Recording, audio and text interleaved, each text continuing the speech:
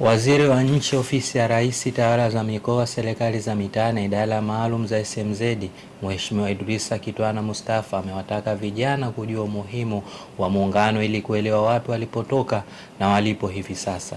Ameyasema hayo katika ufunguzi wa kongamano maalum la maadhimisho ya kutimia miaka 62 ya Jamhuri ya Muungano wa Tanzania kwenye holi la Madina Kianga, wilaya ya Magharibi A. Mheshimiwa Kitwana amesema ipo haja ya vijana kujua historia ya muungano kwa kujua faida zake na kuacha kupotoshwa na wale wasiojua lengo la muungano wa nchi mbili za Zanzibar na Tanganyika.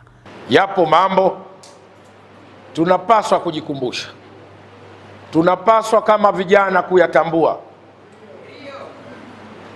kujua wapi tumetoka, wapi tulipo na wapi tunaelekea.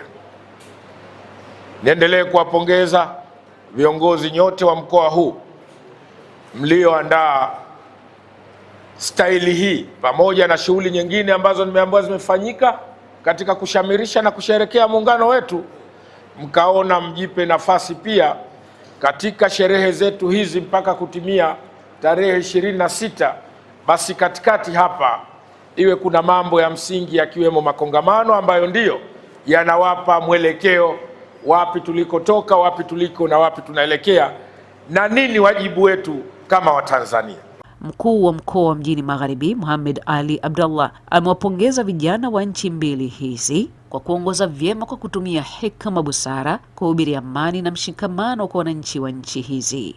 Tanzania pamoja na Zanzibar ikiwa iko katika amani, utulivu pamoja na mshikamano mkubwa, huku wakiendelea kuenzi, kuutunza na kuendeleza muungano wa Tanganyika na Zanzibar. Leo tuko miaka 62 ya muungano huu. Naye mkuu wa wilaya Magharibi A, Leila Burhani Ngozi, amesema mashirikiano ya nchi mbili hizi ndio mafanikio yaliyopo leo. Hivyo ipo haja ya kusherehekea maadhimisho haya ya kutimiza miaka 62 ya muungano wa Zanzibar na Tanganyika.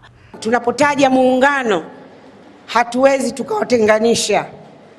Mashirikiano yao mazuri wanavyoshirikiana Rais wa Jamhuri ya Muungano wa Tanzania na Rais wa Zanzibar na Mwenyekiti wa Baraza la Mapinduzi ndio leo yanatupa sisi kwenda kifua mbele kwamba tunaadhimisha miaka 62 ya muungano wetu.